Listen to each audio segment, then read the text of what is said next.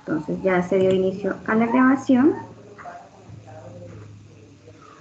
Yo entonces puedo compartirles la información. Entonces les estaba diciendo que en esta semana nosotros vamos a dar inicio al segundo momento evaluativo. Segundo momento evaluativo se refiere, aquí como ustedes están viendo en la pantalla, se refiere a la clase insecta, que ya nosotros empezamos las clases pasadas con todo lo que era correspondiente a moscas o dípteros, ¿listo?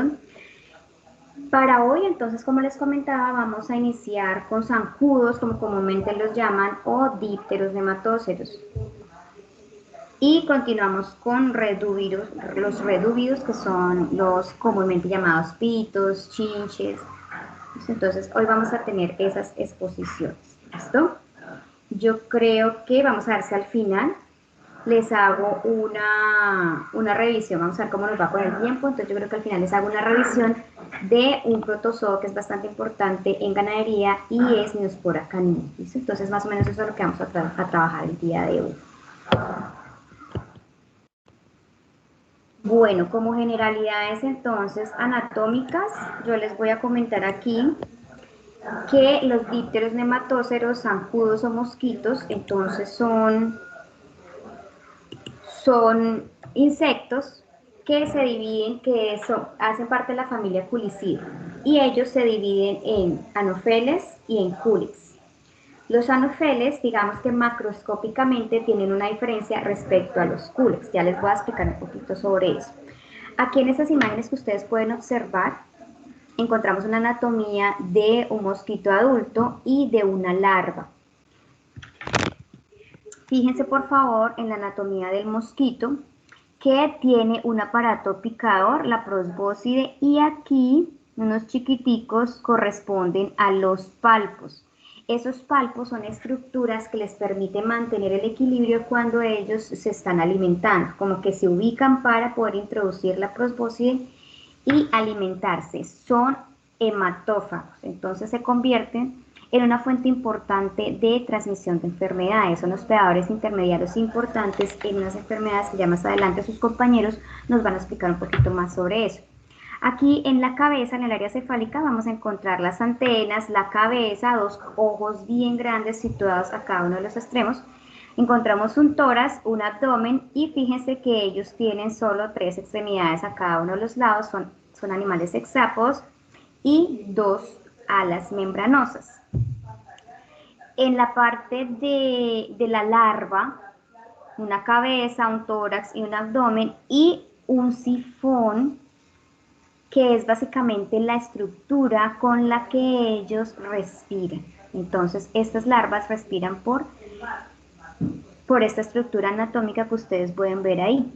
Esto también está cubierto por unos peines, unos penachos que les ayudan a mantener el movimiento en el agua, porque como sus compañeros nos van a comentar, ellos tienen una metamorfosis completa. Entonces pasan de huevo, larva, pupa a adultos, son holometáboros. ¿Listo? Bueno. Ya vamos a mirar entonces, ahorita a continuación empezamos con anofeles y aquí si ustedes se fijan yo les puse palpos largos, ¿qué quiere decir? Que el anofeles va a tener estos palpos sobresalientes casi que igual de largos al aparato picador, a la probóscide, ¿listo? Mientras que los culex y los Aedes aegypti tienen palpos cortos. La diferencia entre el culex y el Aedes aegypti macroscópica es que Aedes aegypti va a tener un cuerpo decorado con líneas blancas y líneas negras que parece ajedrezado. ¿Listo? Entonces esa es la diferencia entre esos dos. Recuerden, anofeles son aquellos que tienen palpos largos y los culex tenemos Aedes aegypti y culex sp como tal, que tienen palpos cortos, pero entre el culex y el Aedes aegypti la diferencia es que Aedes aegypti está pintado blanco y negro, mientras que culex es un color parduzco. ¿Listo? Bueno, entonces vamos a dar inicio a nuestras exposiciones. Yo voy a pedirle por favor aquí a Paula Andrea que nos muestre su exposición. ¿Listo, Paula? Entonces, somos todos tuyos, somos todos oídos. Buenos días. Buenos días, Pau.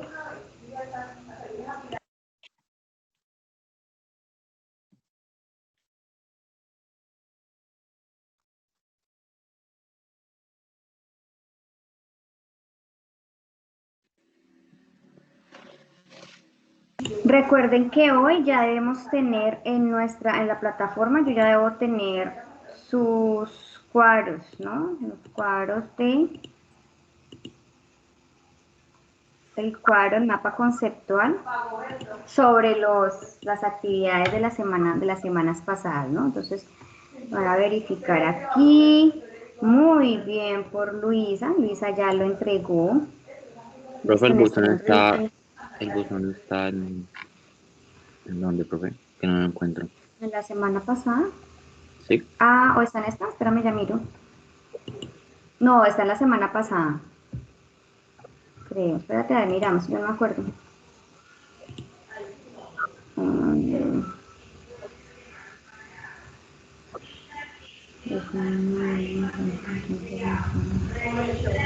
semana Profe, en 6. la semana 6. Sí, ahí está en la semana 6. Está en la semana 6, sí, señora. Gracias, Listo. profe.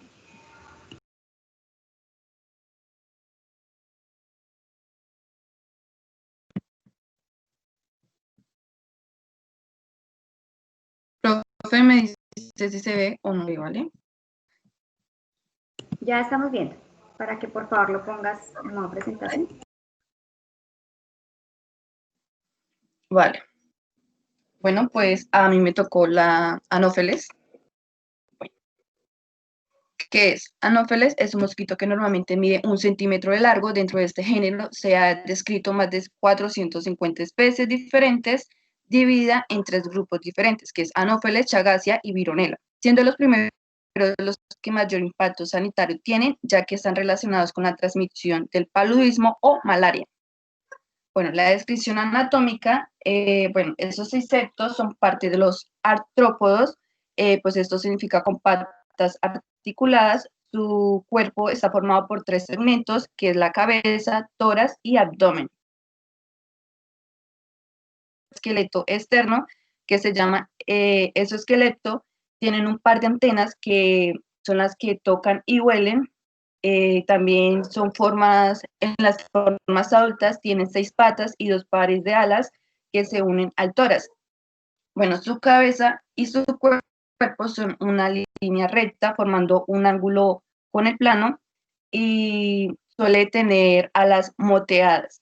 Bueno, las hembras de mosquitos pertenecientes al género Anopheles se caracterizan por tener los palpos de una longitud similar a la proboscide, como la profesora había dicho. Pues esa tienen una posición de reposo inclinada más o menos entre 30 o 45 grados respecto a la superficie de contacto. Bueno, este también suele tener alas que presentan parches o acumulaciones o escamas blancas o negras, y pues esto es como algo distintivo a esta especie. Bueno, ciclo de vida. Pues estos mosquitos anófeles atraviesan 4 fases. El primero es los huevos, larvas, pupa y adulto.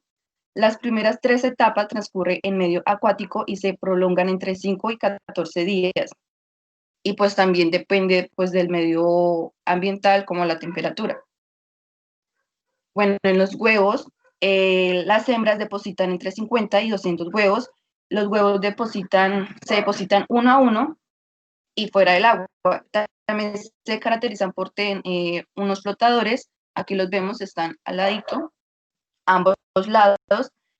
Y pues estos huevos no resisten a la sequedad. Bueno, este proceso de eclosión dura entre 2 a 3 semanas si la temperatura es baja. Ya en las larvas, aquí el mosquito tiene la cabeza como más desarrollada, más prominente. eh, Se le notan como unos bigotes que las utiliza para alimentarse. Y pues el tórax y el abdomen no tienen paticas, a diferencia de otros mosquitos. Y pues aquí ellos no disponen de un sifón respiratorio, por lo que necesita que su cuerpo sea paralelo a la superficie del agua. Bueno, aquí estas larvas se alimentan de algas, bacterias y otros microorganismos, y solo descienden al fondo para bucear. Bueno, aquí para bucear utilizan movimientos bruscos, o también como utilizan sus bigotes como propulsores. Ya en el estado de pupa, aquí pues presenta como un aspecto de coma, ¿no? Como si lo vemos de lado, pues parece una comita. Bueno, aquí la cabeza y el tórax se funden en un cefalotórax y el abdomen se ve como curviadito. Esta periódicamente ascienden a la superficie para respirar, y pues gracias a los órganos que disponen el cefalotórax, pues pueden ya respirar. Y ya como último, pues es el estado adulto. Este proceso puede tardar entre 10 a 14 días. Y bueno, la patogenia, pues son insectos vectores del paludismo malaria por el parásito Plasmodium. Esto solo es transmitido por las hembras, ya que los machos no son hematófagos. Bueno, los tipos de malaria, está Plasmodium falciparum, Plasmodium vivax, Plasmodium oval y Plasmodium malaria. Bueno, aquí tanto Plasmodium vivax como Plasmodium oval permanecen en el hígado en un estado latente y periódicamente se van al torrente sanguíneo. Y pues estos parásitos maduros lo que provoca son brotes sucesivos de síntomas. La forma latente no puede eliminarse mediante la mayoría de fármacos antimaláricos, y ya en el Plasmodium falciparum y Plasmodium malariae no permanecen en el hígado. Estas maduran y permanecen en el torrente sanguíneo durante meses, incluso años, y no puede provocar síntomas. Bueno, aquí tenemos un videito. Dicen si se reproduce o no.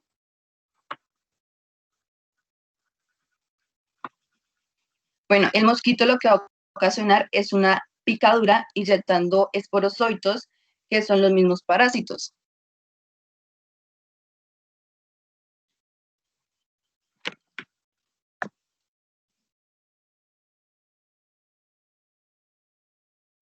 Y pues estos parásitos buscan viajar por los torrentes sanguíneos hasta invadir el hígado.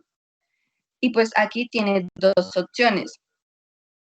Una opción es quedarse en una forma como durmiente, que se le llama inozoitos, u otra forma es que estarse activos, que es esquezonte hemático, es decir, que maduran y se multiplican. Aquí entran a la célula hepáticas, se maduran y se multiplican.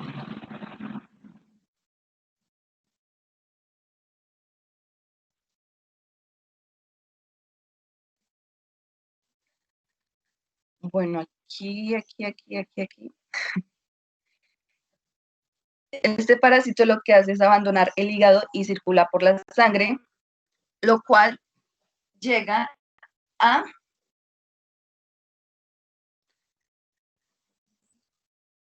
invadir un glóbulo rojo, y aquí empiezan los signos clínicos.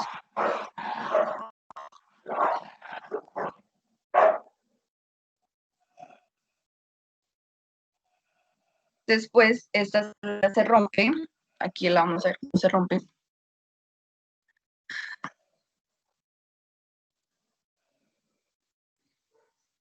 Y al romperse, pues libera nuevos parásitos que invadirán otras células, y finalmente otro mosquito la succionará, la sangre que contiene los parásitos. Bueno, la epidemiología pues habita en prácticamente todo el mundo, incluyendo Europa, Asia, África, América y Oceanía, con intensidad en las zonas templadas, tropicales y subtropicales. Bueno, los signos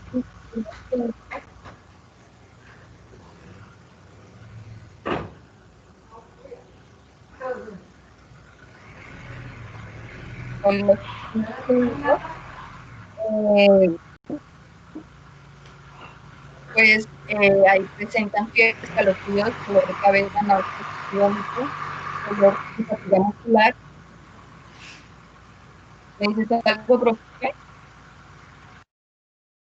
A veces se te escucha un poquito mal.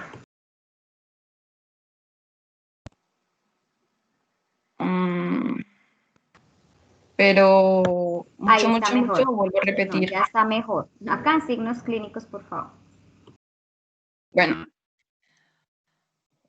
pues como decía, los signos clínicos pueden presentar fiebre, escalofríos, dolor de cabeza, náuseas y vómitos, dolor y fatiga muscular, u otros signos puede incluir sudoración, dolor abdominal o dolor de pecho y tos. Aquí tengo unas imágenes, aquí dice que pues que los mayor afectados son los niños y que donde se contrae esta enfermedad es por mayor parte de los aeropuertos. Bueno, el diagnóstico del tratamiento se puede como prevenir y pues si el paciente llega a presentar estos signos, llega al médico y entonces el médico lo que hará es una frotis de sangre de intervalos de 6 a 12 horas. Bueno, pues esta enfermedad requiere de una hospitalización, ya que si la persona contrae estos síntomas, entonces el tratamiento principal es con cloroquina. Sin embargo, a veces el parásito puede ser resistente a este fármaco y el paciente requerirá otros tratamientos. También hay combinaciones derivadas a artemisina, incluyendo artemer y lumefantrina. También está la mefloquina en combinación con artesunato y doxiciclina. Bueno, aquí la elección del medicamento también depende en qué parte del mundo se haya contraído esta malaria o paludismo. Y pues ya la prevención es cubrir nuestra piel con pantalones o rameras, mangas largas, también aplicar repelentes de insectos en la piel y en la ropa y dormir bajo de mosquiteras como son los toldillos, y eso sería todo, profe.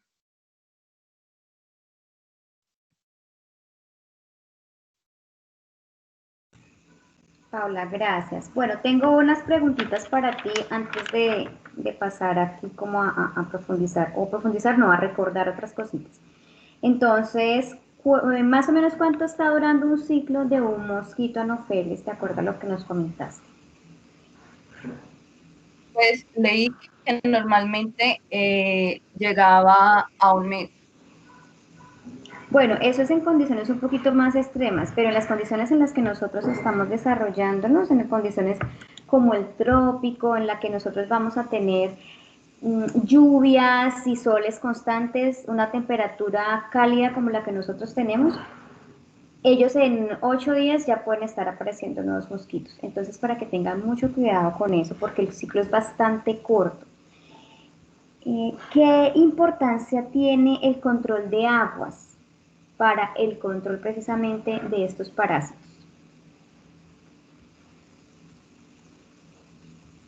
Pues, profe, ya que pues ahí es que hay tres fases o tres fases de ciclo de vida donde ellos se desarrollan, digamos, en la larva, ya en la pupa y todo ello, ellos mantienen pues en el agua, ¿no?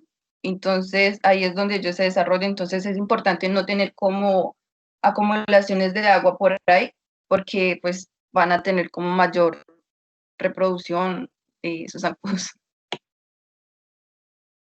quería dejarles en claro eso. Miren que el control aquí básicamente es evitar los emposamientos de agua.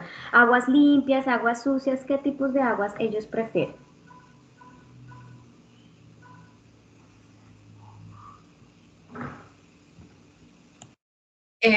Pues sucias, ya que hay que ellos se pueden alimentar pues, de algas, de microorganismos y todo eso, ¿no? No, ellos la verdad, los zancudos prefieren aguas limpias. Esos charquitos que nos quedaron en el tanque de nuestra casa, en la alberca de nuestra casa, por ejemplo, quedó un charquito, esa agua de pronto tiene algún residuo de arenita por ahí, pero son aguas limpias. Entonces ellos van a preferir aguas limpias y de poca profundidad. Bueno, por ejemplo, en los bosques, cuando dejamos un vasito, cuando quedan las llantas de las personas incultas que botan toda esa basura a los bosques, ahí se recoge, en los paquetes de comida, ahí se recogen esos poquitos de agua, ahí se pueden desarrollar los mosquitos. Incluso hay reportes en que lo que cabe en una cuchara pequeña, en ese poquito de agua que puede caber en una cuchara, se pueden desarrollar los mosquitos. Entonces es la importancia de eliminar todas estas fuentes. ¿Por qué, por qué las aguas limpias? Porque ellos no se nutren mucho cuando están pequeños, cuando están en las fases inmaduras. Entonces han adquirido reservas y no se van a nutrir, por eso no necesitan aguas con residuos para poderse desarrollar. Una cosa que yo les quiero comentar, voy a compartirles aquí pantalla también, es unas generalidades de los mosquitos que se me había pasado. Me pareció muy interesante lo que les dijo Paula, primero respecto a la posición del mosquito, cómo el mosquito se posa sobre la piel, digamos que esta es una epidermis, y el mosquito va a tomar una posición de un ángulo aproximadamente de 45 grados. ¿Por qué? Porque debe posar muy bien sus palpos largos para poder introducir la probóscide. Entonces, esta posición, cuando uno ve el mosquito más o menos en esta forma, uno ya empieza a pensar, ya empieza a clasificarlo como Anopheles. Segundo, la forma de los huevos, ahí nos decía Paula que eran unos huevos que tenían flotadores a cada lado, ¿sí? Esos flotadores también nos va a ayudar a la composición, a la clasificación de los huevos, que son individuales y con flotadores. Ya en las otras vamos a mirar cómo, eso es algo así. Ya las otras vamos a mirar cómo ellos cambian de la forma del huevo y la posición del mosquito, ya vamos a mirar. Y otra cosa también súper importante que nos hablaba, digamos, sobre la superficie del agua, ay, perdón, caramba, ya, sobre la superficie del agua, la larva tiende a ubicarse de manera horizontal, o sea, al nivel del agua.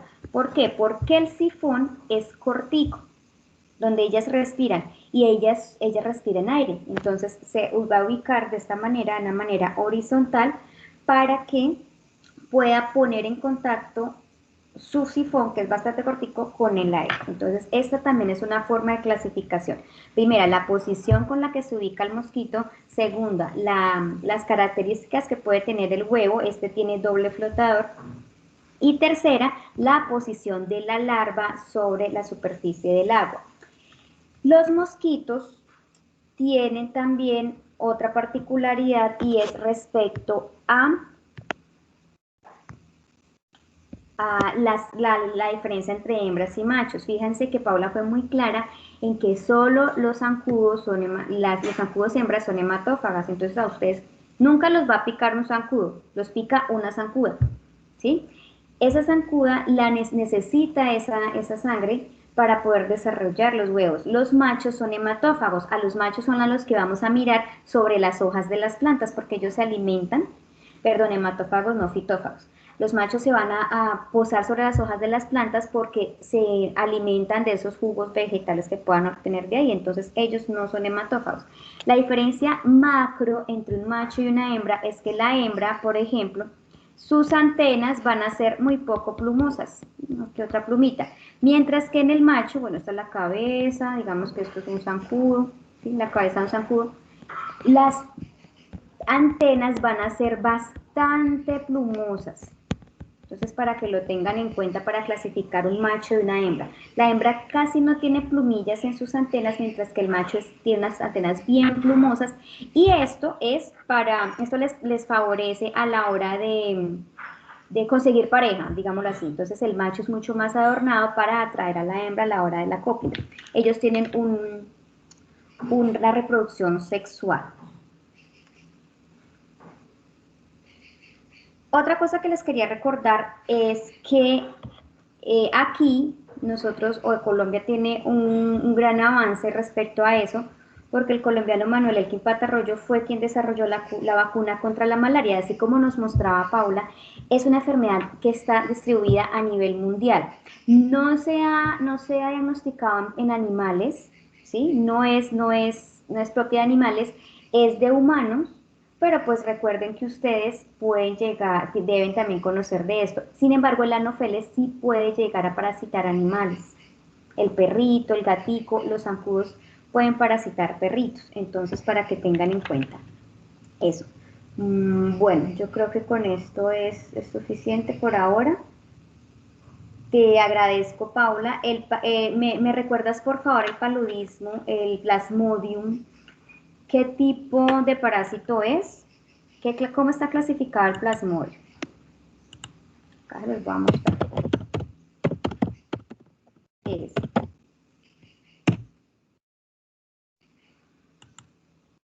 ¿Es un protozoo?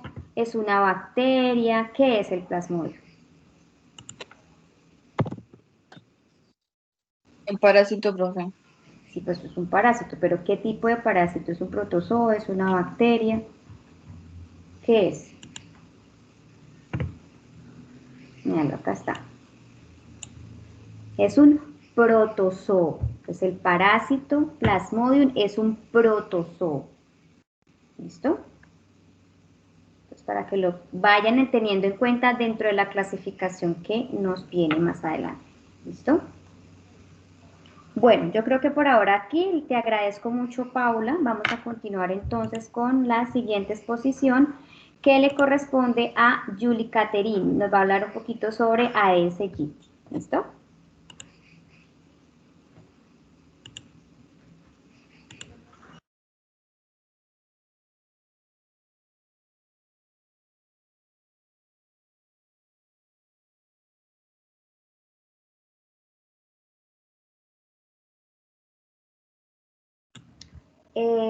Esta enfermedad de las que nos estaba hablando Paula, la malaria o paludismo, si ustedes se fijaron, atacaba el hígado.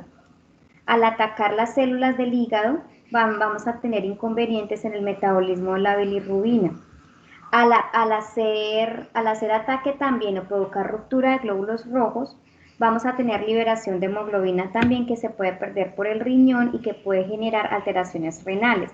Por eso es que las personas quedan pálidas, por eso les dicen paludismo, porque está provocando una hemólisis de esos glóbulos rojos, hay hemólisis, entonces la persona empieza a perder sangre y es bastante complicado porque es una enfermedad de distribución mundial. Aquí en Colombia se da mucho y pues gracias a la vacuna pues ya se ha generado bastante control sobre el paludismo, pero pues es una enfermedad complicada de tratar. Listo, Julie. Bueno, de todas formas se va a recomendar que hagas un poquito más énfasis sobre Aedes aegypti, porque es el más común aquí. ¿Listo? De todas formas, pues ahí están hay otras clasificaciones, pero como les he dicho bastantes veces, nosotros no vamos a alcanzar a ver todos los parásitos. Es muy probable que ustedes más adelante se encuentren con parásitos que no hayamos visto en clase. Sin embargo, los grupos principales parasitarios ya los conocen, entonces ya van a saber cómo empezar a hacer estrategias contra cualquier parásito que puedan encontrar. ¿Listo? Bueno, cuéntanos, Yuki.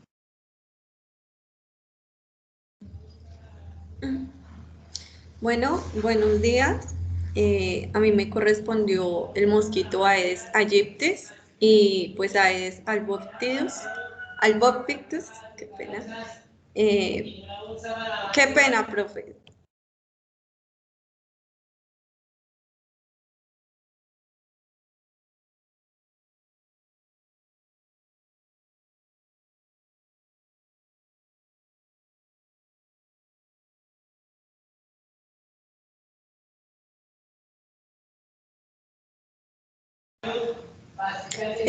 Bueno,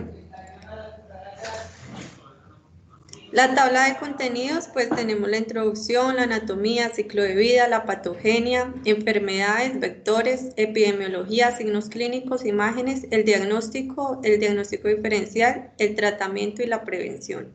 Entonces, como una breve introducción, pues porque este tema del dengue es amplio, como decía la profe, abarca muchas cosas y chikungunya, zika, entonces traté de sacar como las cositas importantes. Entonces, pues iniciamos que el dengue es un arbovirus, es decir, que es transmitido por artrópodos, entre ellos pues los mosquitos. Está el Aedes albopictus, que le dicen también Discúlpame, mosquito. Julie. Qué pena, pero yo no puedo ver la pantalla completa y así me queda muy complicado. No veo Ah, bien. ya. Gracias.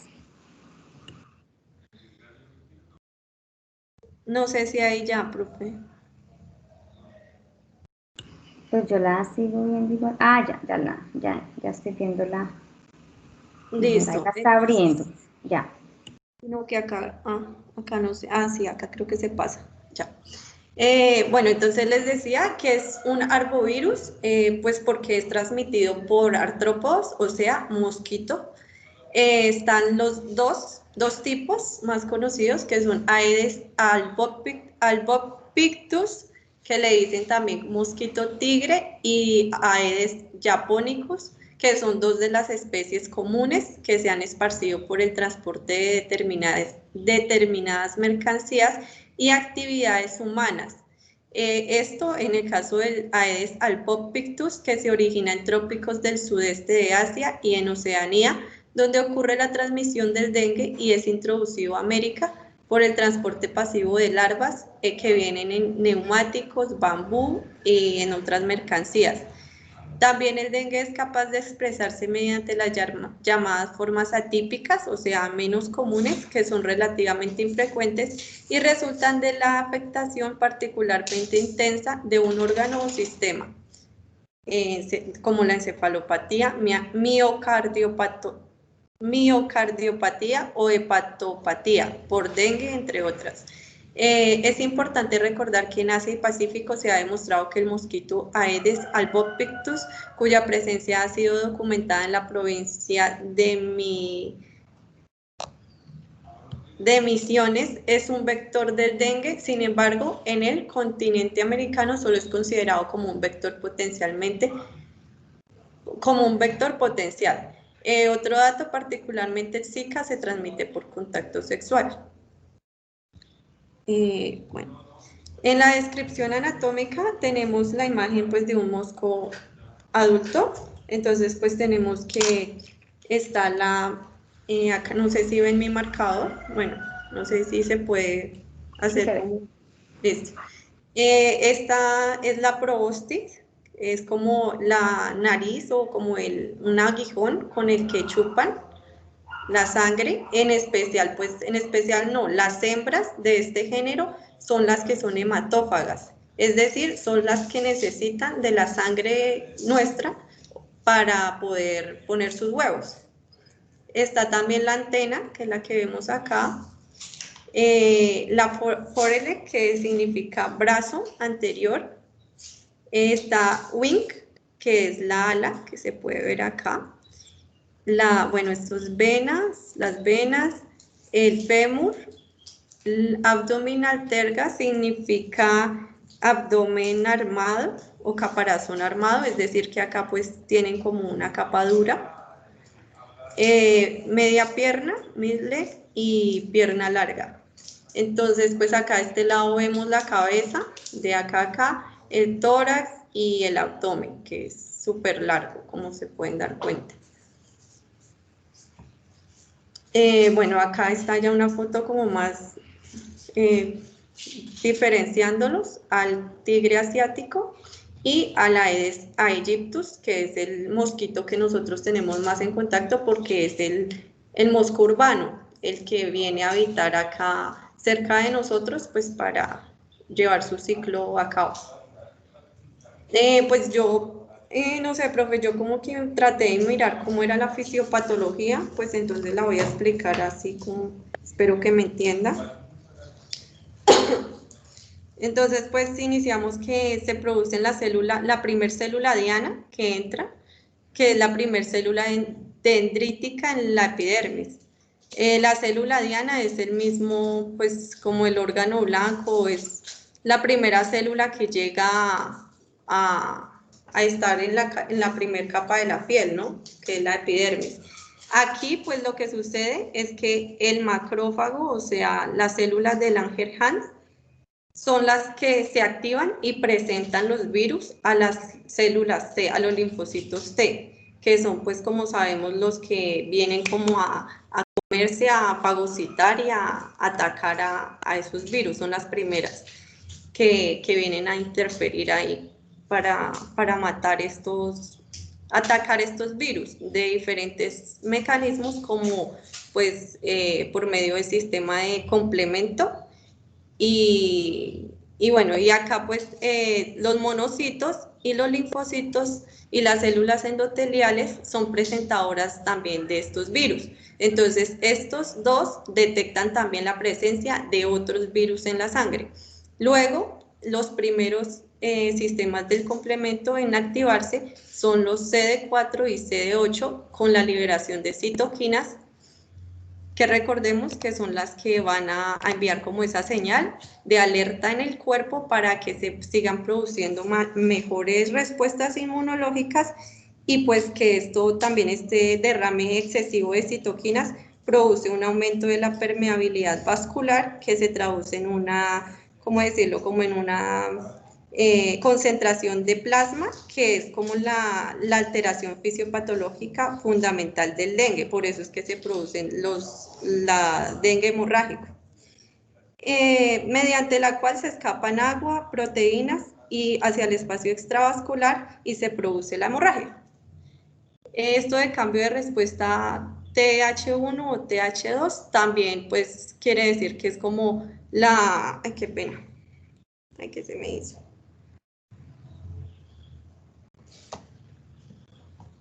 Ay. Ay. Entonces, que pues lo de TH1 o TH2 quiere decir pues que puede haber también como un cambio de ese sistema de complemento. Entonces ahí pueden ocurrir dos cosas: que el sistema lo tome como transitorio y pacíficamente, y como responda de una manera como calmando todos esos virus y apaciguando la cosa, o puede influir desfavorablemente en que ocurran lisis de grandes cantidades de esas células y disminuyen transitoriamente la competencia inmunológica del paciente. Esto puede generar daños en otras células, tejidos del huésped, tales como endotelios, hepatocitos, miocardiocitos, neuronas, células tubulares renales y otras. Es por eso que, o sea, esto explica por qué hay personas que les da muy fuerte la afección del dengue o el chikungunya.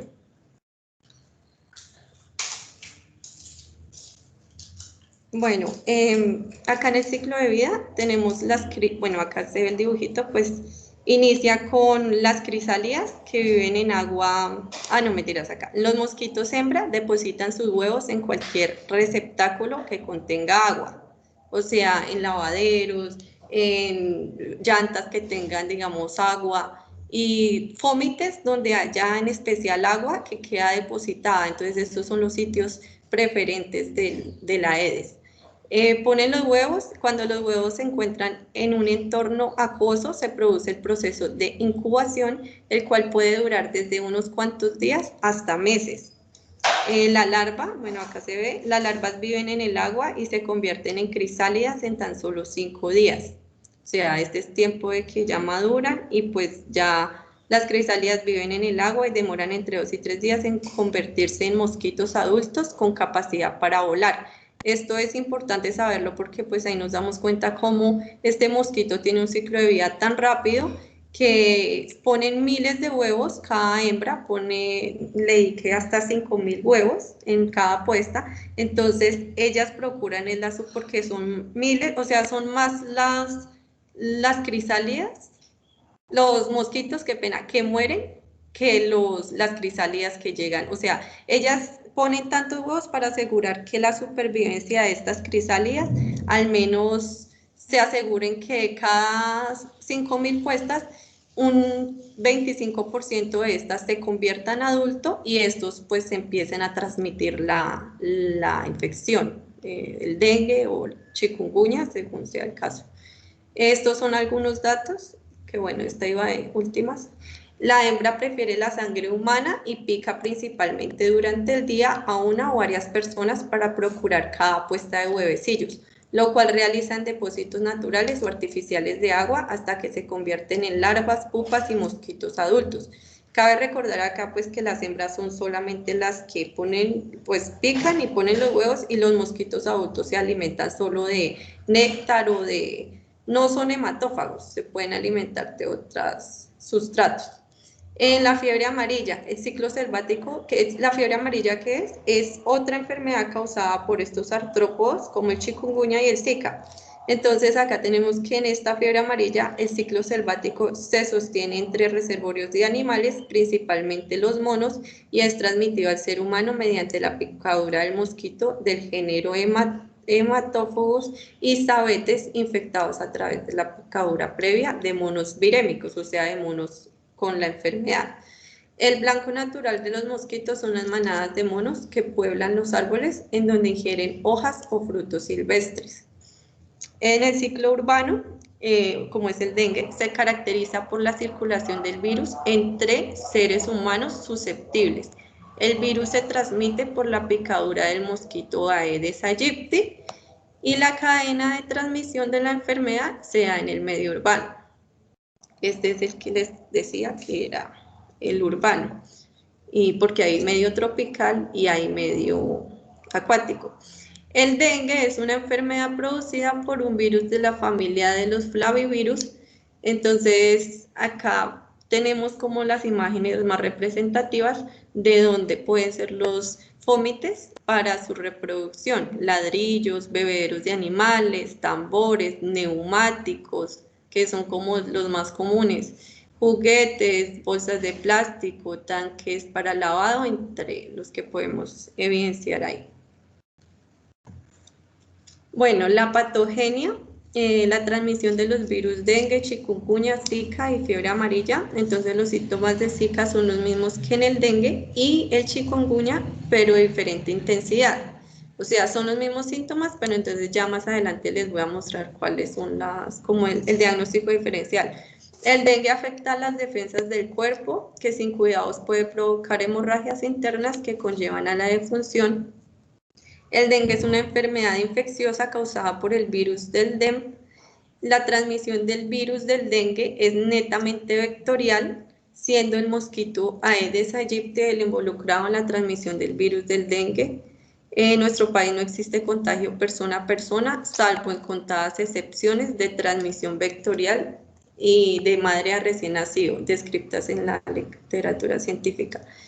Se conocen 8 serotipos, que fue lo que miré del dengue. El virus chikungunya, el cual pertenece al género alfavirus de la familia Togaviridae. El chikungunya se describió en el primer caso en el sur de Tanzania en 1952, y chikungunya es una voz del idioma Kimakonde que significa doblarse o estar erguido, porque es uno de los síntomas más característicos de esta enfermedad, que la persona queda como ¿cómo se dice? Sí, como se dobla, se encorva. La epidemiología, entonces tenemos que acá en Colombia, pues me gustó esta imagen porque describía como las cifras. No encontré una más reciente, pues acá se puede ver que es del 2014, 718 municipios por debajo de los 2.200 metros sobre el nivel del mar en los 32 departamentos del territorio nacional. Chocó, Vaupés, Chocó con presencia en 12 localidades y Vaupés en 7 localidades.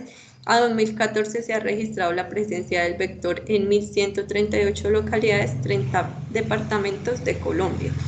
Estos pues es mayormente en las zonas de clima cálido, pues por su distribución, su preferencia a climas tropicales. Cuando cesan las lluvias y se presentan días soleados o llega el verano, las zonas inundadas, especialmente en regiones tropicales, al disminuir los niveles de agua, dejarán grandes y extensas zonas ya con agua clara o fangosa, hábitat ideal para el crecimiento de los mosquitos vectores. Las condiciones climáticas para el establecimiento de Aedes son más de 500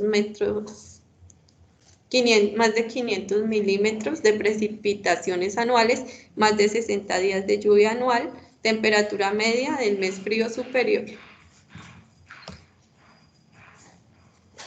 Bueno, qué pena, pues algo más de epidemiología, que como he leído que les iba a decir, era pues que también en este ciclo la infección se produce en general en hombres jóvenes no vacunados, que se ven expuestos a la picadura de mosquitos infectados cuando ingresan a las áreas selváticas, por ejemplo en el caso de la fiebre amarilla. Los signos clínicos, tenemos pues en el dengue, acá están clasificados pues cada uno. En el dengue tenemos que son los más representativos, pues yo hice como los que más caracterizan a cada uno. Entonces, el primero, fiebre de 5 a 7 días, dolor general, cefalea, recuento plaquetario normal abajo. En el chikungunya, un alfavirus, ARN, o sea, que el dengue también, no recuerdo bien, pero creo que todos son ARN, o sea, infectan en la parte del ARN. Aedes y Aedes albopictus, fiebre intensa de 5 a 7 días, dolores de articulaciones, mialgias, o sea, dolor muscular y agrandamiento de los ganglios linfáticos, manos y pies. No, linfático no, qué pena. Agrandamiento de ganglios inflamando manos y pies. El Zika es un flavivirus, entonces dice que fiebre leve de 3 a 5 días, conjuntivitis, este se caracteriza pues por la secreción no purulenta y ojos enrojecidos, manifestaciones neurológicas inferiores de manos y pies. En este dice que es dolor de cabeza, esto es de fiebre amarilla, sí, de fiebre amarilla, qué pena que me faltó ponerles el título, dolor de cabeza, cansancio, náuseas y vómito, fiebre de erupción cutánea, falta de apetito, náuseas, vómitos con hematuria, quiere decir con sangre, cara, lengua y ojos ictéricos, amarillos y arritmias. Acá pues hay otras imágenes del Aedes albopictus y del Aedes aegyptis, y pues acá está como la pupa. Entonces pues acá pues la descripción del abdomen, las encefalotórax, trompas respiratorias. El diagnóstico. Esta enfermedad pues se hace actualmente se puede realizar por diferentes exámenes de laboratorio para medir los niveles de antígenos. Entonces, por un hemograma completo o prueba de función hepática, un hemograma es un cuadro de sangre, pues para saber cómo están los niveles de este antígeno en la sangre. Detección por polimerasa o serología de acuerdo al tiempo de evolución de los síntomas. Pruebas y también hay pruebas según el órgano afectado. Si digamos la persona tiene un dolor más en el hígado o en la parte del cerebro, pues obviamente se trata de hacer qué pena, profesor.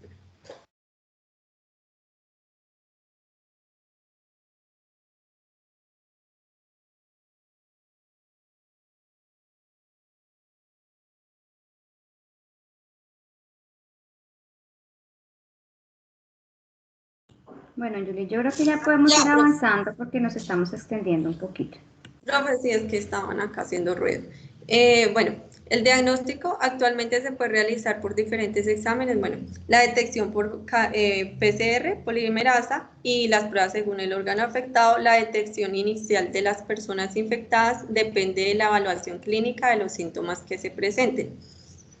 La sintomatología del dengue es semejante a una gripe, pero pues se distingue por el dolor muscular. El diagnóstico diferencial, pues tenemos que el dengue tiene enfermedades con manifestaciones neurológicas, meningoencefalitis, convulsiones febriles, que son como las... qué pena. El dengue es de enfermedades con manifestaciones neurológicas, enfermedad diarreica aguda, malaria, leptospirosis, fiebre tifoidea, hepatitis viral aguda, sepsis grave, que es como una infección a nivel celular, bacteriana, virulenta, choque séptico, antivirus, lesmaniasis visceral o fiebre amarilla. Esta enfermedad con erupción cutánea es muy similar a las que tienen la rubeola, el sarampión, fiebre, infección meningocócica, chikungunya, toxicodermia, rickettsiosis, ehrlichiosis. También el dengue tiene enfermedades con diarrea muy similar al rotavirus y otras infecciones entéricas, y ya por este lado el chikungunya sí se caracteriza por tener convulsiones febriles y meningoencefalitis. El tratamiento para el dengue, reposo, ingesta de líquidos, acetaminofén, evitar aspirinas, AINES, esteroides y antibióticos. No administrar medicamentos por vía intramuscular.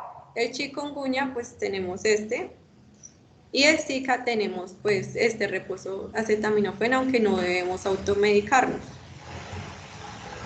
Estas son como la prevención. Entonces es fundamental mantener el ordenamiento del medio ambiente para evitar que los mosquitos encuentren lugares donde depositar sus huevos, o usar mosquiteros, eliminar correctamente los desechos sólidos, limpiar y vaciar cada semana los recipientes en los que se almacena agua.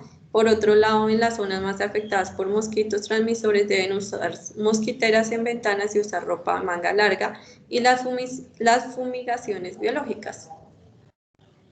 Cuando el insecto pica a una persona infectada, el parásito necesita de unos 10 días para desarrollarse en su cuerpo. El mosquito solo tiene una vida de 3 semanas, así que necesita tomar el patógeno temprano en su vida para poderlo pasar. Así que cualquier cosa que reduzca la tasa de supervivencia diaria será efectivo. Listo.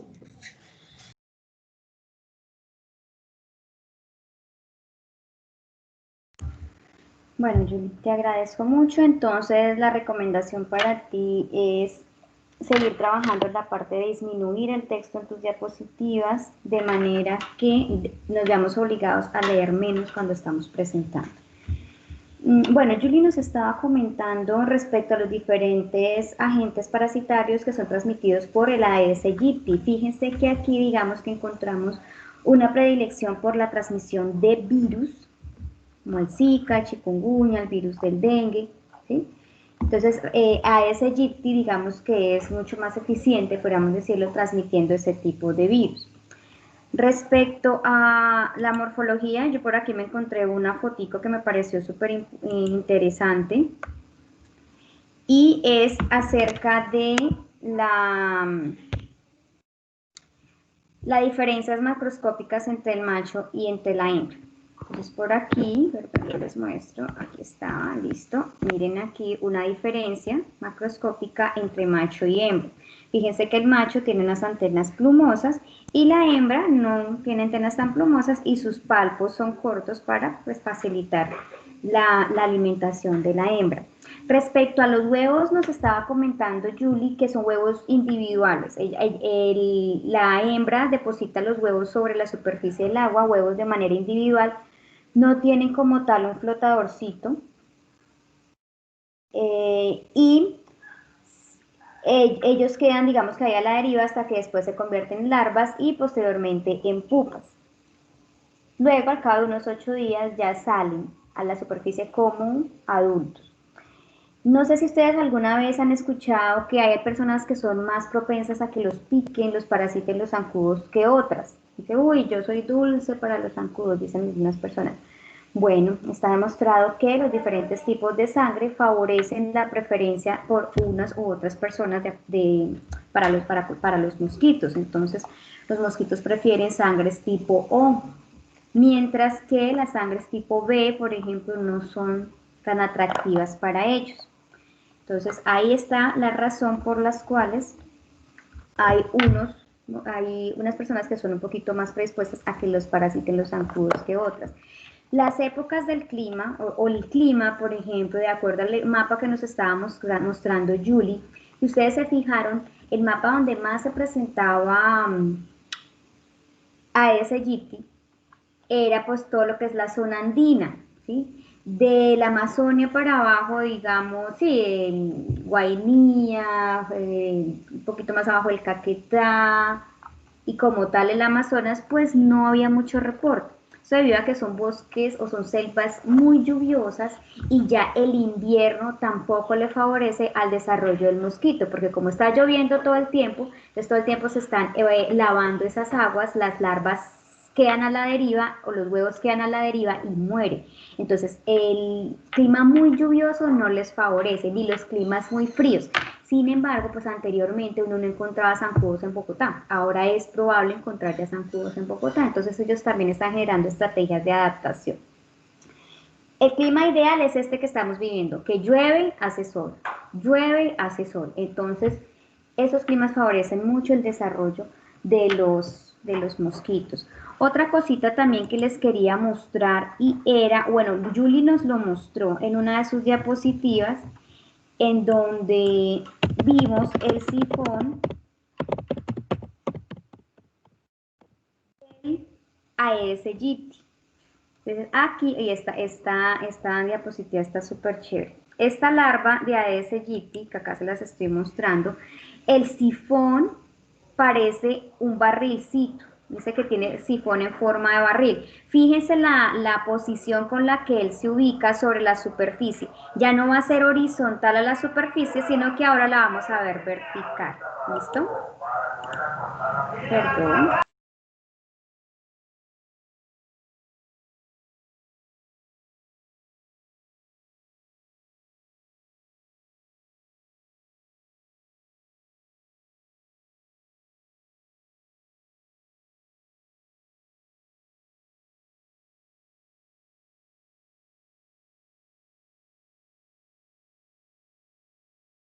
Ok, miren acá esta otra imagen, fíjense que ellos tienen una posición un poquito más vertical respecto a la del Anopheles. Y fíjense cómo las pupas ubican sus respiráculos, ¿sí? De esa forma, ellas ponen digamos entre cabeza y cuello, digámoslo así, sobre la superficie.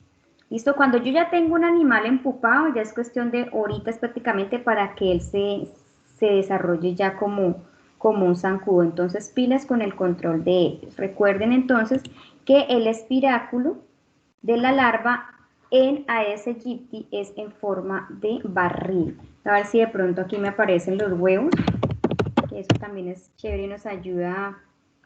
Bueno, aquí están un poquito. Sí, los huevos son más individuales. Miren, los huevos son individuales, entonces ellos no son así solitos, suelticos. Ya ahorita vamos a ver las diferencias con, miren, el huevo, el primer estadio. Si ven que siempre va, digamos que perpendicular a la superficie del agua, y la pupa pues pone su espiráculo es bien a favor de la obtención del oxígeno. Y como ya su compañera les comentó, definitivamente la principal característica de la Aedes aegypti son sus colores. Son colores atigrados, es un color blanco, negro con pintas, entonces ellos son bastante fáciles de identificar. Acá tenemos una hembra y fíjense que tiene unos palpos cortos. Ahorita vamos a ver la diferencia. Ah, bueno, ya vimos la diferencia con el Anopheles, que tenía los palpos largos. Acá tenemos la hembra, la podemos identificar porque sus antenas no son plumosas, como si lo son en los machos. Listo. Ok, entonces vamos a continuar con la siguiente exposición que le corresponde a Daniela Alvis. Ella nos va a hablar un poquito sobre, no, mucho, sobre Culex, que es el otro grupo que es el otro grupo perteneciente a la familia o al grupo de los ASG. Entonces estamos esperando a Daniela. ¿Listo, Buenos días, ya Daniela? pongo la diapositiva. Ok, Daniela.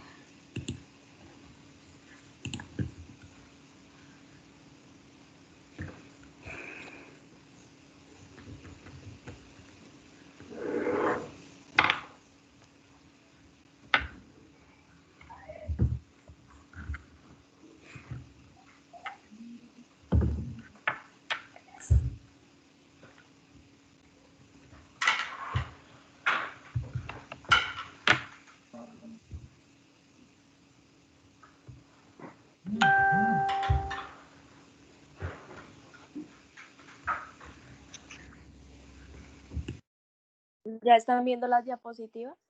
Sí, señora. Me disculparán la voz, es que estoy un poquito enferma. Buenos días. Buenos Marilyn días. Correspondió Culets, la familia del Culets SP. Mi nombre es Daniel Alvis López. Son insectos hematófagos pertenecientes al grupo de los artrópodos y se caracterizan por presentar apéndices en el cuerpo como patas y antenas. Y existen dos especies, pues de las que hay, que son muchas, creo que son más de 1000. Hay dos de interés sanitario, pues primordiales, que son las Culets quinquefasciatus y la Culets pipiens, algo así. La descripción anatómica. Los mosquitos son dípteros de cuerpo alargado. Su aparato bucal es picador, chupador, con las mandíbulas transformadas en estiletes especializados para atravesar las capas de tejidos que contienen pues los jugos, la sangre o la piel, de lo que se alimentan. El tórax contiene tres pares de patas finas y alargadas, un par de alas completas y pues un segundo par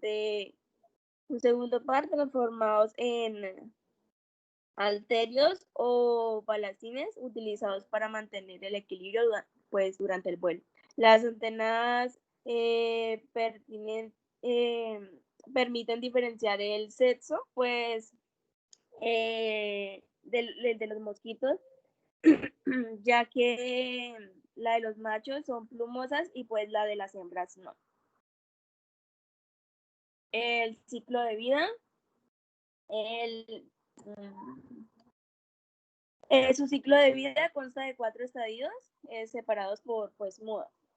Ocurre por metamorfosis completa. La duración del estadio larvario pues está influenciada por la temperatura, llegando a durar de 5 a 7 días en verano y mucho más en temperaturas bajas. La hembra pone sus huevos en la superficie del agua, en forma de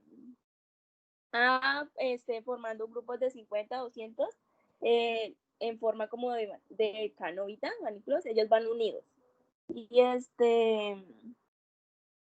ahí es donde las larvas se desarrollan en el agua pues durante como en 15 grados, aunque pueden soportar temperaturas inferiores y prefieren aguas sucias. La eclosión de los huevos oscila entre 24 y 48 horas. El periodo total de desarrollo de la formación de las formas inmaduras en niveles óptimos se cumple entre 8 a 10 días. Los machos se alimentan de jugos vegetales y viven alrededor de 15 días. Y las hembras pican a mamíferos para pues obtener sangre y poder aportar las proteínas a los huevos. Y tienen una vida que oscila entre 3 a 4 semanas, hasta varios meses en condiciones pues poco favorables.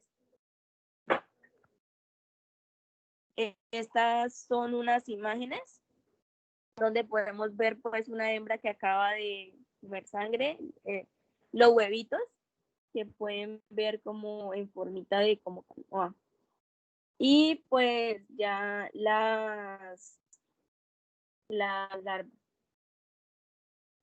La patógena, la mayoría de ellos se alimentan de noche, pues muchas especies tienen tropismo por aves, porque existen diferentes pues, especies antropófilas como el culex, quinquefaciatus, que ya se los nombré, cuyo hábitat larvario puede incluir tanques sépticos y letrinas. Como les dije, pues no sé, la profe había dicho que ellos preferían el agua limpia y ahí dice que ellos prefieren como las aguas fuertes. Tienen gran capacidad de vuelo. Sí, profe, yo quería Sí, es que preguntarle sí. eso. Lo que pasa es que no todas las especies son iguales. Sí, Mm, pero entonces ellos preferirían el agua turbia, pero es que cuando ya se precipita, se precipita, exacto. entonces les queda el agua limpia arriba y el precipitado abajo. Pero es, digamos que cuando me refiero a eso es que no vas a ver zancudos en un sitio donde aguas, por ejemplo, de alcantarilla o de aguas de algún residuo de aguas negras, de aguas, sí, de Ah, aguas desechas. Entonces ellos ahí no se van a desarrollar. Sí, no quiere decir que sea agua pulcra y eso, pero sí vas a encontrar, no vas a encontrar zancudos en aguas de algún lavado de algo, no, ahí no se van a desarrollar. bueno, sí. Tienen gran capacidad de vuelo y pues pueden dispersarse por 2 o más kilómetros si lo requieren. Pues en la epidemiología, varias especies de las cuales sirven como vectores de una o más enfermedades importantes de aves, humanos y otros animales. Las enfermedades que transmiten incluyen infección por arbovirus como el virus del Nilo Occidental, la encefalitis japonesa o la encefalitis de San Luis, pero también la filariasis o la malaria aviar. Ocurre pues en todo el mundo excepto en el extremo norte de la zona templada. Los signos clínicos es que como más adelante les voy a presentar más enfermedades, pero leí que la mayoría de estas enfermedades tienen estos síntomas: dolor de cabeza, mareos, náuseas, malestar, fiebre alta, escalofríos y vómito, convulsiones, debilidad y trastornos del movimiento. Esto le ocurre Perdóname, Daniela, ¿me colaboras si te pones los audífonos? Es que estamos captando más el sonido exterior que tu voz.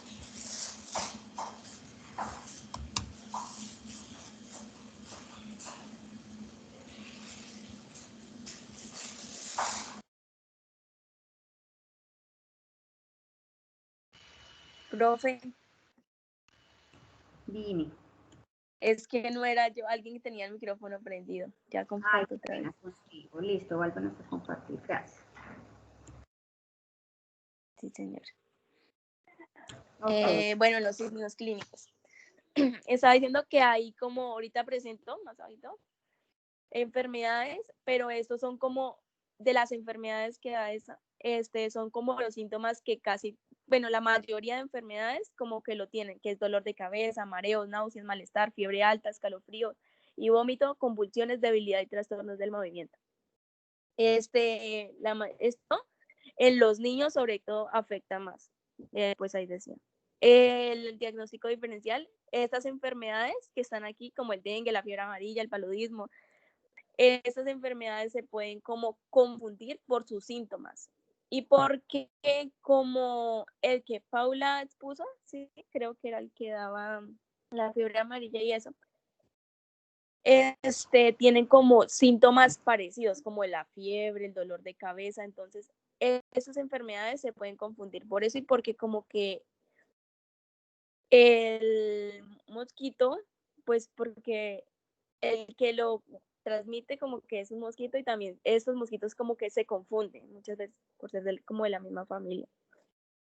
El diagnóstico se logra mediante pruebas de suero o líquido cefalorraquídeo para detectar IMG y específicas del virus y anticuerpos neutralizantes, y también por frotis de sangre mediante examen de microscopio. Aquí era donde les decía el tratamiento, pues voy a explicar como de cada enfermedad, que es más como las más notorias la encefalitis equina. Un momento.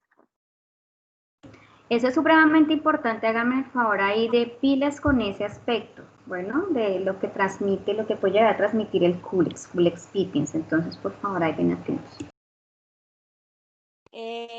Pues en la encefalitis equina, pues dicen que no hay tratamiento antiviral específico. Las medidas de atención primaria incluyen como reposo absoluto, hidratación adecuada y terapia sintomática.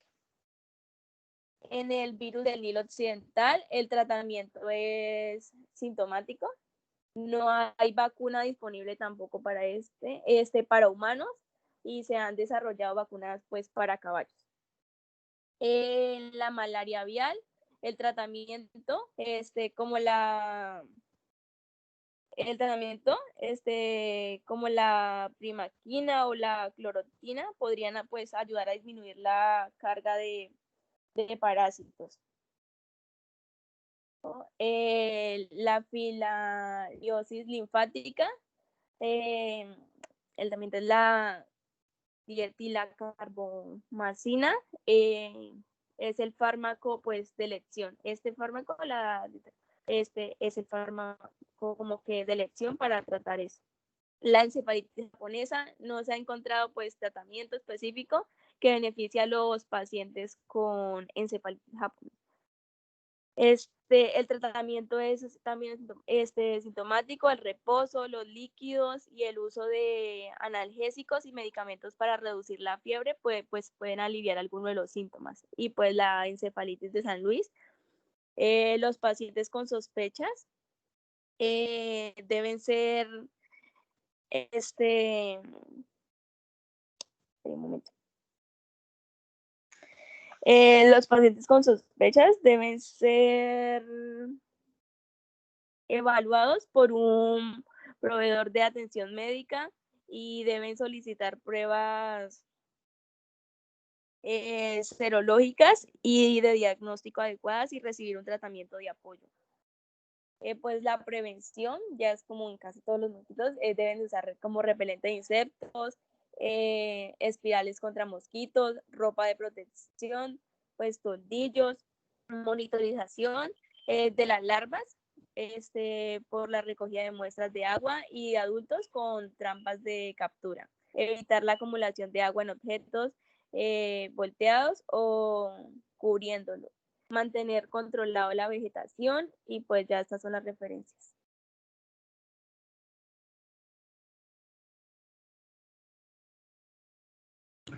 Ok, Daniela, te agradezco mucho. ¿Me recuerdas entonces cuánto podemos considerar un ciclo completo para Culex pipiens? ¿Cuánto tiempo?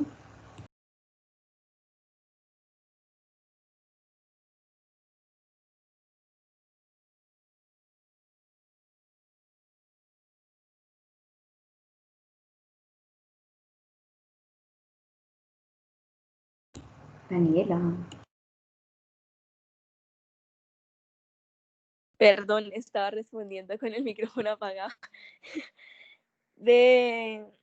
Pues es como que el ciclo completo, como de 8 a 10 días, ¿no? Puede ser, sí, pues ellos lo que son los zancudos, ustedes en 8 días, en 10 días ya pueden tener nuevos mosquitos. Sin embargo, pues 15 días, eso depende de las condiciones del ambiente, pero básicamente en 10, 15 días ya pueden estar teniendo nuevos mosquitos. ¿Listo?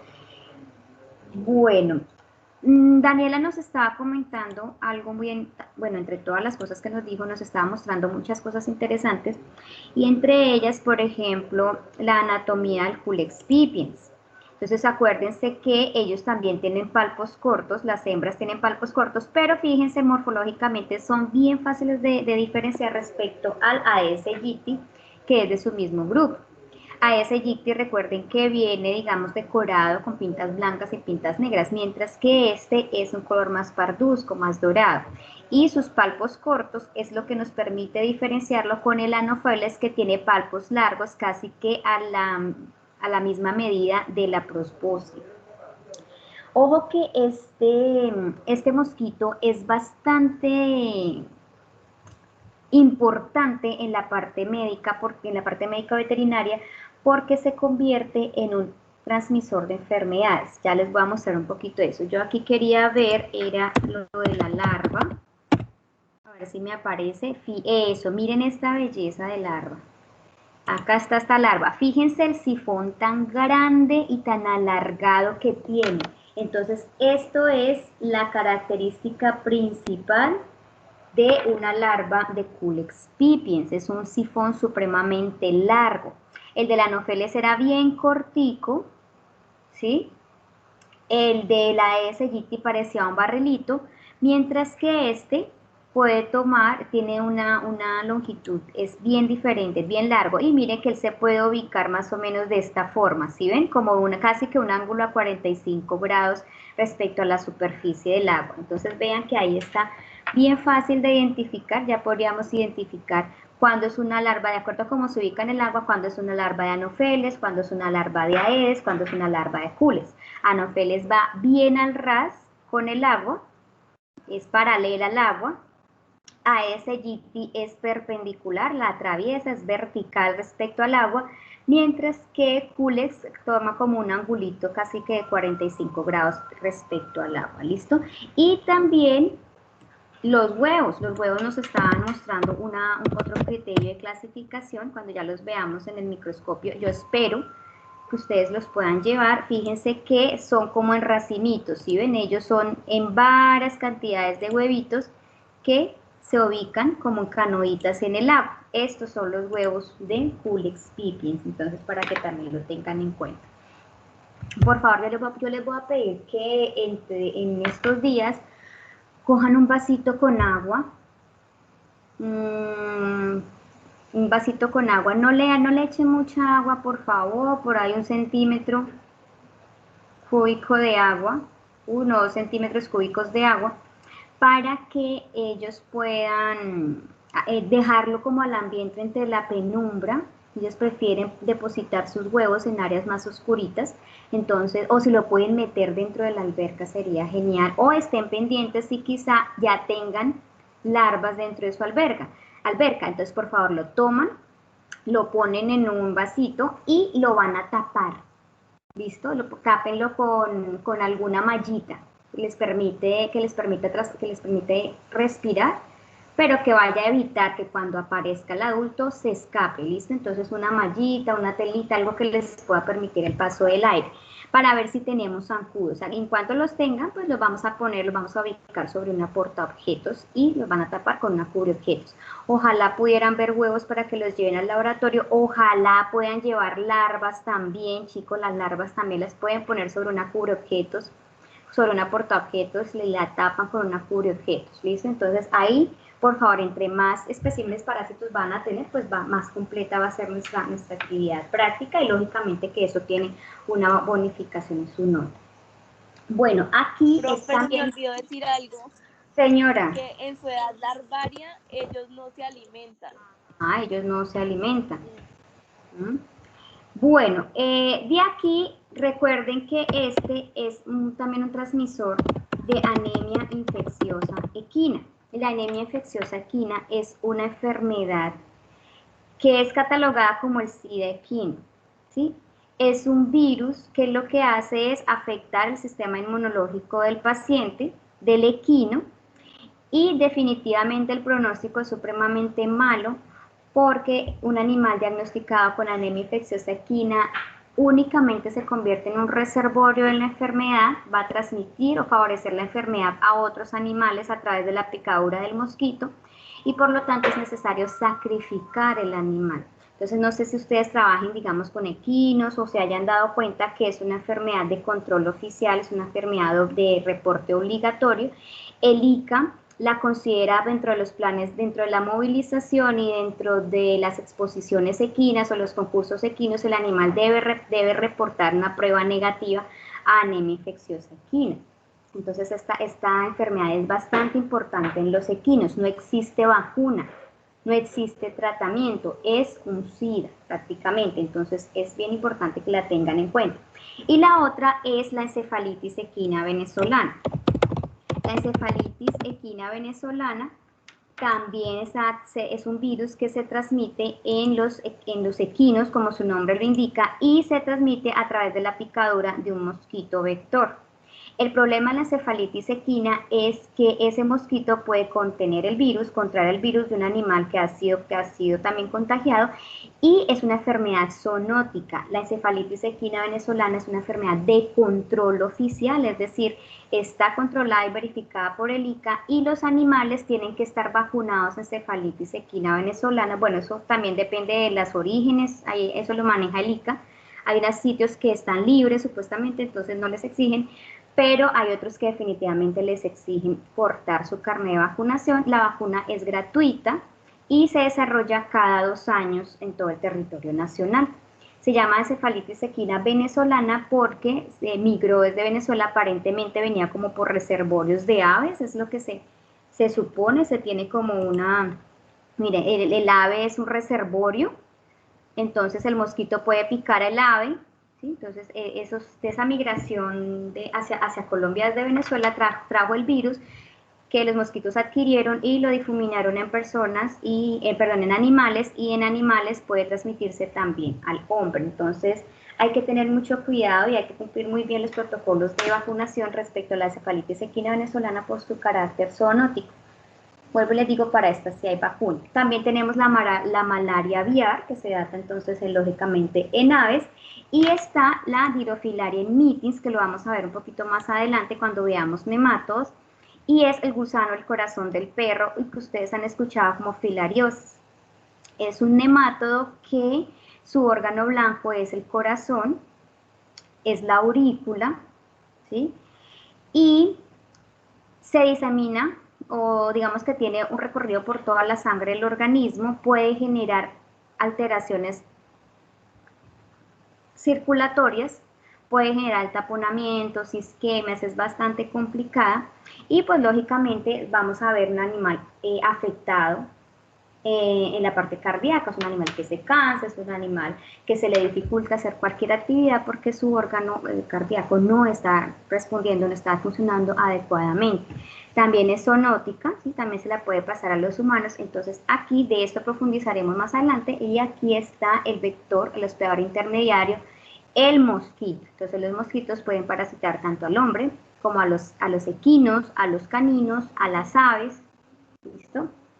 Ahí les dejo entonces esa información adicional para que la tengan en cuenta. Bueno, listo chicos, vamos entonces a continuar. Yo le agradezco a Daniela por su exposición. Vamos entonces a continuar con la siguiente tanda de exposiciones que se refiere a los redúvidos. Aquí yo les voy a hacer una pequeña... le voy a hacer un pequeño resumen respecto a la anatomía de los redúvidos, que son conocidos como pitos, chinches, en fin. Entre los redúvidos que nosotros vamos a mirar hoy vamos a tener en cuenta Rhodnius prolixus y Atreatoma. Ustedes se fijan, la anatomía del redúvido es bastante fácil de identificar. Ellos tienen una cabeza con 2 ojos que son bien compactos, un protórax, el escutelo, que es esta parte de aquí, vamos a tener el abdomen, tienen 2 alas, ¿sí? Y aquí alrededor del abdomen, más adelante lo van a ver, vamos a tener como unas decoraciones especiales con las que nos permite también identificar o clasificarlo en Rhodnius o en Triatoma. El Triatoma es mucho más grande que el Rhodnius prolixus, bueno, mucho no, es más grande que el Rhodnius prolixus y está más decorado, mientras que el Rhodnius prolixus pues es un insecto más pequeño y de color pardo. Ya lo vamos a ver ahorita con los chicos que nos van a exponer. Son hematófagos y pueden ser vectores de enfermedades importantes en humanos. ¿Listo? Son hexápodos y tienen metamorfosis incompleta. Son hemimetábolos. ¿A qué se refieren que sean hemimetábolos? Recuerden, las larvas, los estadios de larva a adulto, los estadios de ninfas a adulto son prácticamente iguales, y lo único que varían es en el tamaño. ¿Listo? Ya lo vamos a ver. Entonces yo le voy a dar acá continuidad a sus compañeros. En este caso continuamos con María Camila. con Rhodnius prolixus y después seguimos con triatoma. ¿Listo? Entonces sigue María Camila, por favor. Hola, buenos días, profe. Hola María. Ya voy a compartir.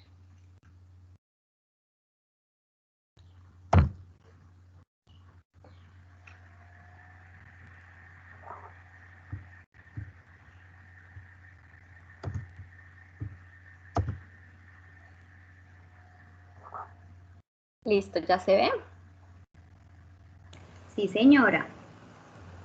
Bueno, entonces yo voy a hablar hoy sobre el Rhodnius prolixus. Entonces acá tenemos la tabla de contenido, la descripción anatómica, ciclo de vida, la patogenia, epidemiología, signos clínicos, imágenes, diagnóstico diferencial, diagnóstico, tratamiento y prevención. Entonces el Rhodnius prolixus pertenece a los diatominos, que son insectos que se conocen vulgarmente como pito, chipo, vinchuda, chinche, vinchuca, pues dependiendo del área geográfica donde se encuentra, pues tiene su nombre común. Vamos a empezar con la descripción anatómica. Bueno, este es de color café, se reproduce fácilmente, se alimenta varias veces, es hematófago, es un insecto que defeca en el lugar donde se alimenta, mide 3 centímetros de longitud, tiene una cabeza pequeña, cilíndrica, alargada, con 2 ojos sobresalientes, como podemos ver en la imagen que está en la derecha, en la esquinita, la parte de abajo. Ahí se ven sus 2 ojos como sobresalen. Tiene unas antenas alargadas de 4 segmentos, aquí en esta imagen también lo podemos ver. De arribita de los ojos se ve el primer segmento, la segunda, tercer segmento y cuarto segmento de las antenas. Su probóscide es un órgano bucal de forma alargada, propio de este insecto y también de otros animales. Este le sirve para succionar alimentos. Se encuentra situada en la cabeza. Es un probóscide triarticulado que está doblado ventralmente bajo la cabeza, o sea, como hacia el vientre.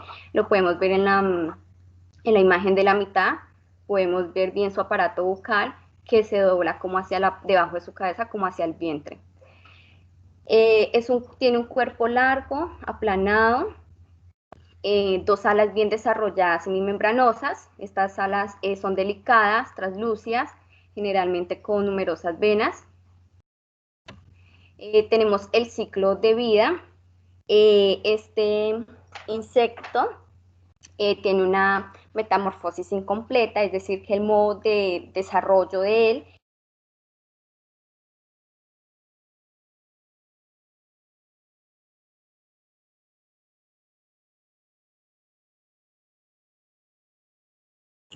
María, no te oímos.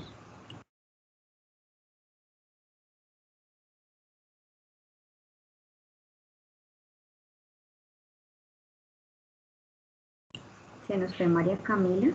No, profe, aquí estoy, ¿no me escuchas? Ah, ok. No, no te estamos escuchando. No te estábamos escuchando. Bueno, no sé qué pasó. ¿Ya ven la pantalla? No, yo no la veo. No sé si tus compañeritos no creo. No sé qué pasó, profe, no le he movido nada. Bueno, voy a volver a compartir. Sí, dale de nuevo. ¿Hasta dónde me escucharon? Ahí estábamos en la anatomía que nos hace comentar que es una metamorfosis incompleta. Muy bien. Ah, ok, listo. Ahí. No fue mucho. Okay. Bueno, entonces es de metamorfosis incompleta porque su desarrollo incluye únicamente 3 fases, que es el huevo, ninfa y adulto. ¿Sí? Sus huevitos son de color rosadito y pueden medir de 2 milímetros de largo y 0.8 milímetros de ancho. La hembra pone aproximadamente 10 huevos por semana y estos se eclosionan luego de aproximadamente 2 semanas. Una ninfa de primer estadio que se parece a un adulto, sale del huevo y pasa sucesivamente a través de los estadios 2, 3, 4 y 5. Finalmente, en el 5.º estadio pasa a adulto porque adquiere sus par de alas. Los estadios ninfales duran varias semanas y hasta meses en función de su alimentación. Los estadios 1, 2 y 3 pueden realizar la muda con una ingesta sanguínea completa, es decir, ellos pueden mudar si se alimentan solo una vez, pero los estadios, y pues obviamente si su alimentación es completa, ¿no? Pero los estadios 4 y 5 normalmente requieren comer más de una vez para poder mudar. Los adultos pueden vivir varios meses e incluso más de un año. El ciclo biológico es particularmente corto en el Rhodnius prolixus, pues puede completarse desde el huevo al adulto en menos de medio año, en condiciones como en sus condiciones de humedad y temperatura, espacio y alimentación óptimas, ¿sí? O sea, las que requiere este insecto. Bueno, pasamos a la patogenia, enfermedades transmitidas o vectores. Entonces, aquí el parásito Trypanosoma cruzi es un protozoo que causa la enfermedad de Chagas. Este parásito puede vivir en más de 100 especies de mamíferos y también puede vivir en nosotros los seres humanos. El vector que transmite esta infección por Trypanosoma cruzi de un huésped a otro, pues es el chinche, el Rhodnius prolixus. Me va a salir un momentico acá que quiero agrandar esta imagen para que la podamos ver bien.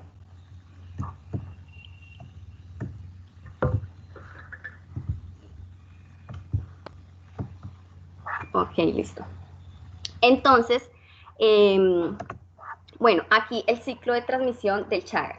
Entonces, siempre nosotros vamos a, bueno, siempre va a haber un insecto, un Rhodnius prolixus, que no tiene todavía el Trypanosoma cruzi, o sea, todavía no tiene este protozoo. Entonces, él siempre va a buscar alimentarse, entonces al alimentarse, pues va a picar a una persona o a un animal que esté infectado, que sí, que tenga el protozoo, el Trypanosoma cruzi, ya en su cuerpo, y entonces al picarlo va a contraer el parásito. En el segundo María, paso... perdón, no te interrumpo. Chicos, ¿están mirando la transmisión de María? ¿Están mirando la pantalla? No, no se ve nada. No, profe, no se mira. María, se nos otra vez.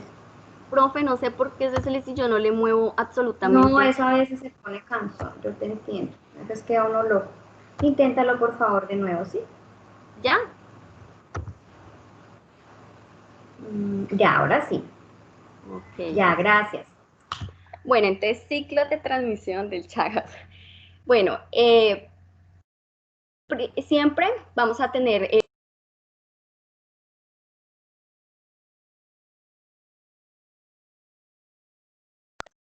María Camila no tiene Se micrófono. apagó el micrófono. Ahora se te fue el micrófono. Ahora se le fue la pantalla. No, Dios mío. Profe, no sé qué pasa, de verdad. Tranquila, no te preocupes. Inténtalo otra vez. ¿Ya? ¿Me escuchan? ¿Ya se ve la pantalla, todo? Ya, todo. Ok, listo. Entonces, ciclo de transmisión del Chagas. Entonces, vamos, siempre va a estar, bueno, el insecto, ¿verdad? Que aún no es vector de este protozoo del Trypanosoma cruzi. Entonces, él lo que va a hacer es que va a buscar cómo alimentarse. Entonces, va a picar a una persona o a un animal y este animal o persona ya está infectado. Entonces, el insecto al picar a esta persona contrae el parásito. Después de esto, el insecto ya queda infectado, de por vida, queda vector del Trypanosoma, de la enfermedad del Chagas, de por vida. Entonces él después de esto va a volver a alimentarse, entonces va a volver a buscar una persona o un animal y allí va a picar. Obviamente, pues la persona que va, o el animal que va a picar, pues está desalentada, esta todavía no tiene en su cuerpo el protozoo, el parásito. Entonces, cuando el insecto va y lo pica, pues ya la persona contrae, cuando el insecto pica, cuando él se alimenta, defeca sobre la piel. ¿Sí? Y en las heces se encuentra el parásito. Entonces, este parásito entra al cuerpo porque la persona o el animal se rasca donde fue la picadura y pues el parásito entra, el protozoo, el Trypanosoma cruzi entra porque por la herida que se formó pues de donde el Rhodnius prolixus hizo su picadura. Bueno, estas son como otras maneras, o sí, existen diferentes maneras de infectarse con el Trypanosoma cruzi. Entonces, bueno, la primera y como la principal es la transmisión a través de vectores. El segundo son transmisiones, la transmisión congénita. Esto puede pasar tanto en los humanos como en los animales. Por ejemplo, en los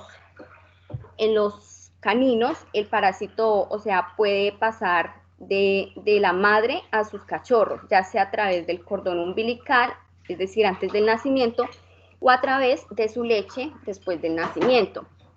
También otra manera... Perdóname, María, ¿tienes reportes de enfermedad de Trypanosoma cruzi en caninos? Sí, profe. Pues a mí sí me gustaría que nos los compartieras. ¿Listo? Nos los compartas ahorita de pronto aquí por el chat, porque no tengo reporte de Trypanosoma cruzi en caninos. Pues me tocaría buscarlo acá, no lo... Te lo recomiendo, ¿sí? Para que por favor nos lo compartas, porque yo solo tengo reporte de Trypanosoma cruzi en humanos, pero no en animales. ¿Listo? Bueno, te recomiendo, por favor. Vale. Tenemos por transmisiones por transfusiones y transmisión por vía oral. Entonces, ambos sexos se alimentan de sangre de vertebrados, de sangre caliente, tanto aves y mamíferos, y en este caso también lo hacen los estadios juveniles, las denominadas ninfas. La localización del hospedador se basa en la detención del CO2 de la respiración y otras sustancias que emanan por la piel, pelos, plumas o glándulas exocrinas. Una vez en el hospedador, los insectos utilizan termorreceptores para localizar los vasos sanguíneos y realizar la hemosucción. Bueno, tenemos la epidemiología. Entonces se encuentra, ¿dónde se encuentra la enfermedad de Chagas? Principalmente ella proviene de aquí de América Latina, sin embargo se detecta cada vez más en otras partes del mundo. La infección se ha dado también en el sur de Estados Unidos, hasta Argentina y Chile. En Colombia, la infección por el Trypanosoma cruzi se ha detectado a lo largo del valle del río Magdalena, en la región del Catatumbo, la Sierra Nevada de Santa Marta, el piedemonte de los Llanos Orientales y la serranía de la Macarena. Departamentos con mayor endemia son Santander, norte de Santander, Cundinamarca, Boyacá, Casanare, Arauca, y también en comunidades de la Sierra Nevada.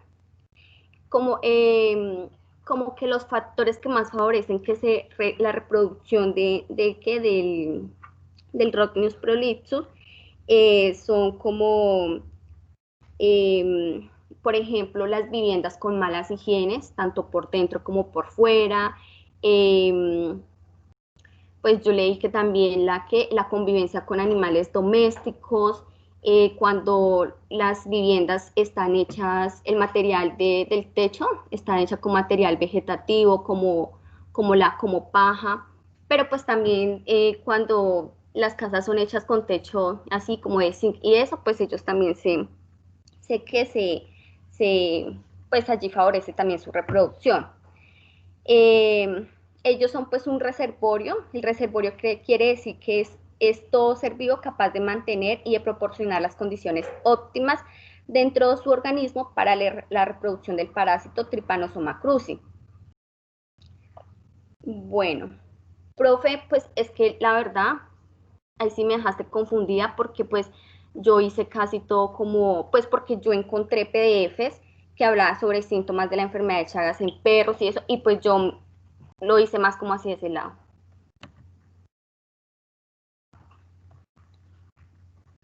Sí, María. Pues yo la verdad no tengo reportes de perritos, pero pues bueno, revísalos por favor y nos los compartes, no hay problema, pues de pronto. Okay.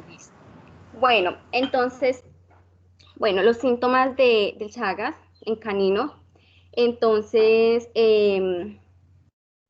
Pues los síntomas de esta enfermedad de Chagas en perros pueden ser agudos, lo que significa que aparecen repentina y severamente, o pueden ser crónicos, lo que significa que son leves al principio y empeoran gradualmente durante un periodo de tiempo más prolongado. Algunos perros tienen un periodo asintomático que pueden durar meses o años, donde muestran síntomas, aunque el parásito aún puede estar causando daño interno a los órganos, incluido la degeneración o inflamación del corazón. Estos son algunos de los síntomas que se pueden ver en los perros que sufren de esta enfermedad, como la fiebre, el letargo, debilidad, intolerancia al ejercicio, taquicardia, arritmia, anemia, edema, diarrea, pérdida de apetito, tos, ganglios linfáticos inflamados, dificultad para caminar, convulsiones, desmayo, insuficiencia cardíaca congestiva y la muerte súbita. Vemos unas imágenes, porque esas imágenes también yo las encontré. Sí, señora.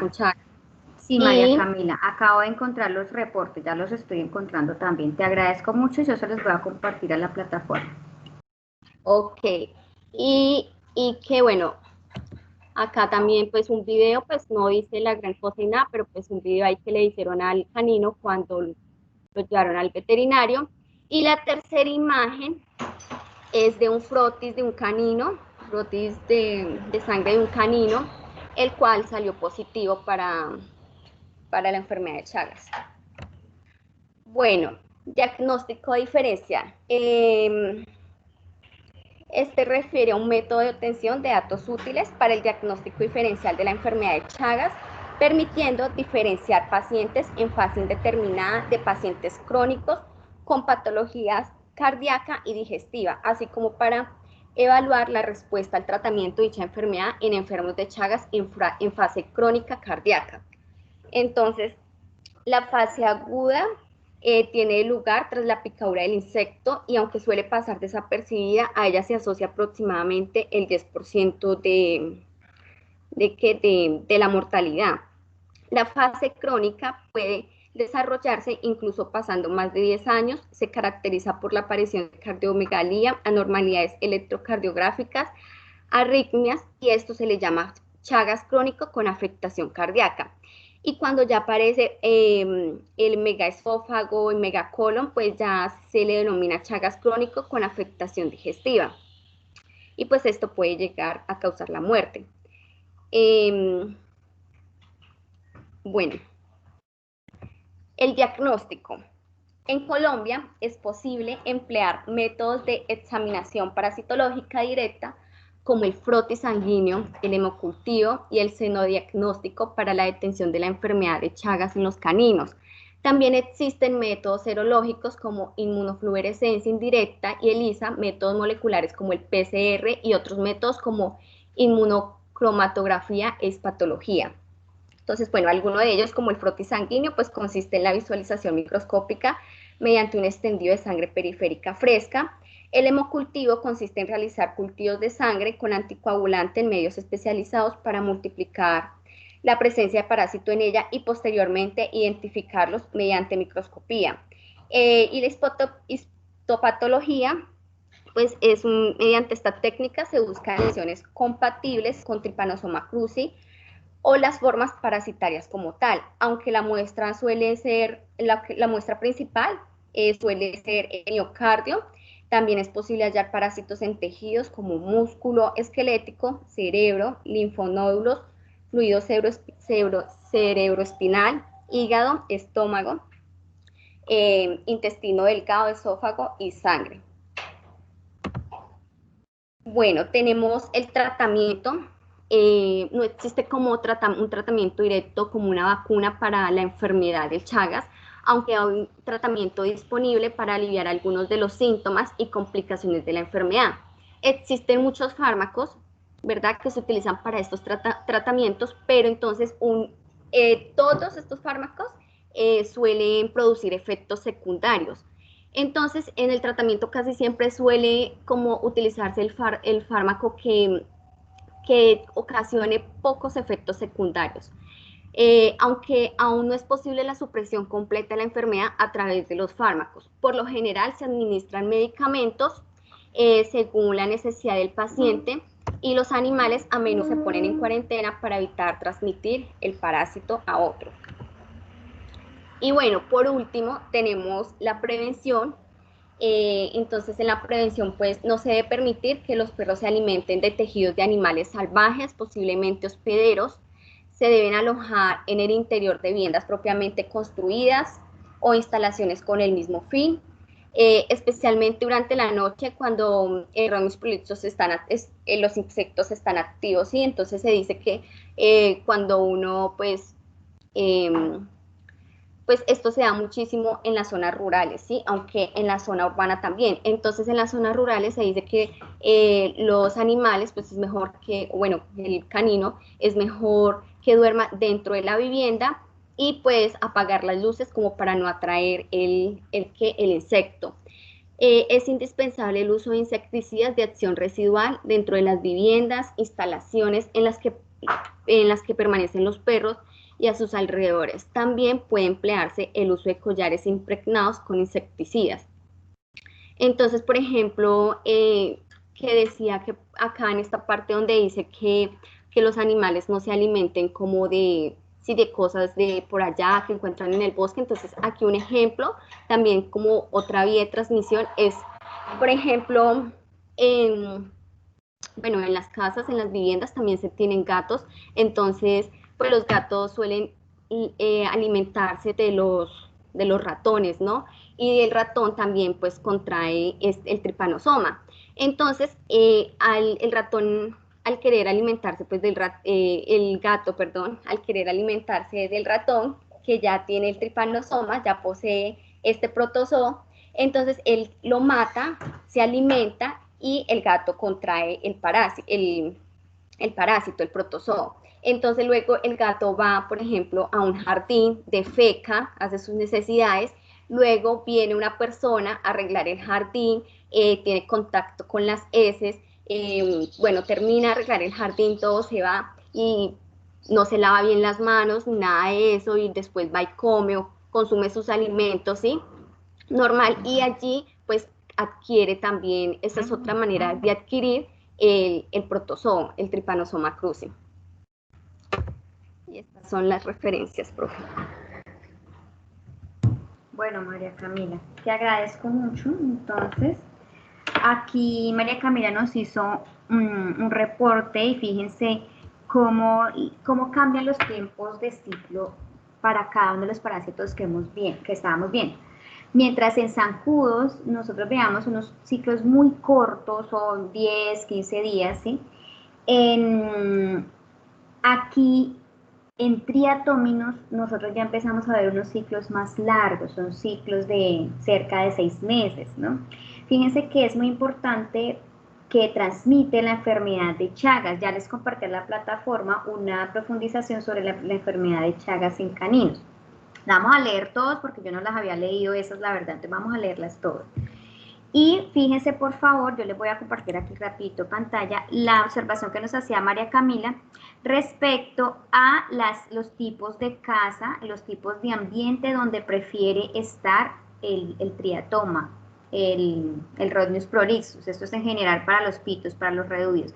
Ellos van a preferir casas de barro, con techos, ya les muestro, con techos en paja, en palma. A ellos les gusta esa parte porque son casas frescas, que se pueden mantener frescas y húmedas. Entonces ellos van a preferir este tipo de ambientes.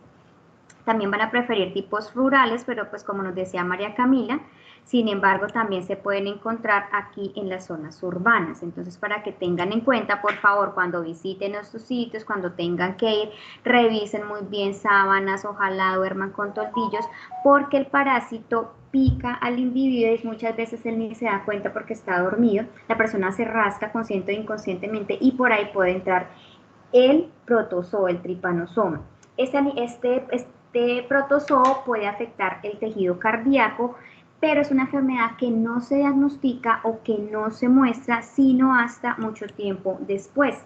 Esta enfermedad se va a mostrar a los 10, 15 años en humanos, entonces muchas veces las personas no tienen la asociación, estuvo en tal parte, quizá esa noche, no se acuerden, entonces al médico le toca ser bien suspicaz y pensar que puede ser tenerlo dentro de sus diagnósticos diferenciales. Entonces, tengan en cuenta eso, tengan en cuenta que es muy probable que no se les reporte historial de haber visitado alguna de estas partes, o hay personas que constantemente viajan a sus fincas o constantemente viajan a estos sitios o se quedan en lugares como estos, entonces no lo asocian como que quizá hayan podido tener contacto con uno de estos parásitos. Entonces, el diagnóstico va a demorarse mucho, o el diagnóstico no, los signos clínicos van a demorarse mucho en aparecer, y son básicamente signos clínicos relacionados, asociados con la actividad cardíaca y cardiorrespiratoria y circular.